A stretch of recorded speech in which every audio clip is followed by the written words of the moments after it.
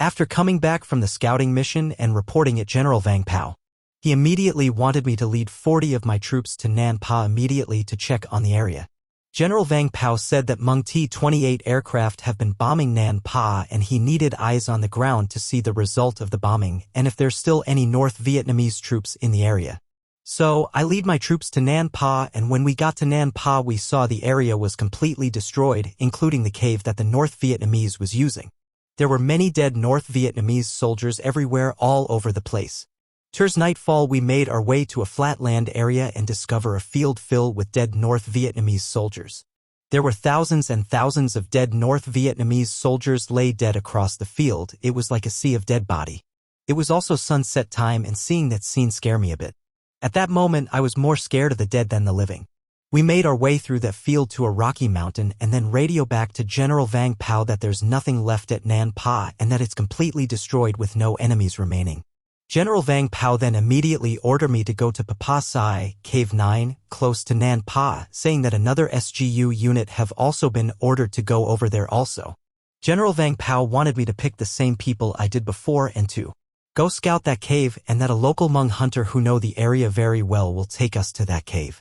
By this point I'm still shaken up from seeing all those dead North Vietnamese dead body from that field, and it was getting to me mentally. I asked General Vang Pao that I don't want to go and that he should find someone else. General Vang Pao immediately got mad and yelled over the radio saying that I'm the only one he can rely on right now, if not me then who. He then proceeds to calm his voice and remind me that another SGU unit will also be heading over there and that if I need backup they will be there to help. The desperation from his voice and the pressure of being a high-ranking soldier at that time was extremely stressful and comes with a lot of pressure. I eventually gave in and went on the scouting mission. That night we met up with the local Hmong hunter and we set out to the cave. The cave was located below the valley and was surrounded by all sides with mountains. We slowly made our way down the mountain, and as we got down to the cave, two of my soldiers whispered to me saying that they just saw two North Vietnamese soldiers going into the cave. So I told them to stay as I and the local Hmong hunter go check on the cave. The cave wasn't like most normal cave that go into the side of the mountain. This cave went down into the ground instead. The North Vietnamese had cut some tree and made a ladder going down the cave. It was so perfect for throwing hand grenades down into the cave. So that's what I did and threw 2 hand grenades down into the cave. The 2 hand grenades going off alerted the enemy, and soon the North Vietnamese started shooting down at us from the mountains. It was the worst situation we could be in. Since the cave was below the valley and covered by mountains all around, we were in a horrible position. Soon one of my soldiers yelled out that he was hit and he went down. Then a few seconds later another one of my soldier was hit and he also went down. I knew that we needed to get out of that valley and we needed to get out now quick or everyone is going to die. It was hands down the scariest moment of my life. I for sure thought that was it and that this is where I will die. But as a leader I had to act and act quickly.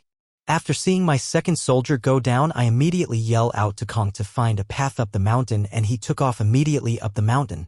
Kong was an ethnic Khmu and one of the few non-Hmong soldiers in my unit that I trust a lot and rely on heavily during the war. He began cutting the tall grass and bushes, making a path for us, and we follow him from behind carrying our 2 wounded soldiers. As we were going up the mountain, Kong would sometime turn around and throw grenades down the mountain behind us just in case the North Vietnamese were coming after us from behind. It was nighttime, so we didn't fire our rifle to avoid muzzle flash that can give our position away. Even though it was nighttime, I was still scared that they could see us and thought for sure, because they were on the high ground and we were lower than them. Halfway up the mountain, I made an emergency radio call for help, and immediately the other SGU unit in the area came over the mountain and started shooting at the North Vietnamese covering us as went struggling up the mountain. The other SGU unit lost 8 soldiers in this shootout, and once we got to the top, we all retreated from the area dragging their dead comrades. As we were heading away from the area, General Vang Pao concentrated the artillery's gun in Longcheng at the area, and shells began falling and pounded the area. They shelled that location all through the night, and by morning General Vang Pao again radioed me and ordered me to lead my troops to join with a Royal Lao unit nearby to go back and check the cave again and to see if the North Vietnamese was still there. At this point, seeing 2 of my very close friends being shot and fall before me and almost dying myself, I told General Vang Pao that no matter what I refused to go back there. I told him to ask someone else and that I've already gone to so many missions lately and I want some time off, and that no matter what I'm not going back there. General Vang Pao then ordered me to go over to the Royal Lao unit and order them to go.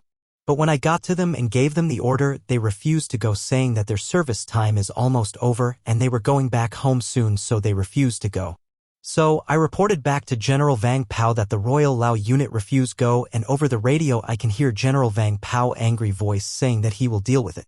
Moment later, two high-ranking Royal Lao soldiers came and they immediately pointed their rifles at the Lao soldiers and said, "Who here dare refuse to go will be killed right here right now, so who here dare to stay?" Saying that if they don't protect the country, then who will?